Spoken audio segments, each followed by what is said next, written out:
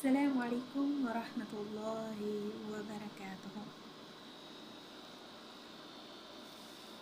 So, ito na yung request ng ating mga kasama. Ang tanong nila, bakit natin pag-aralan ang Tauhid? Part 1. Dahil ang Tauhid ito ang siyang pinakapangunahing pundasyon ng relihiyon.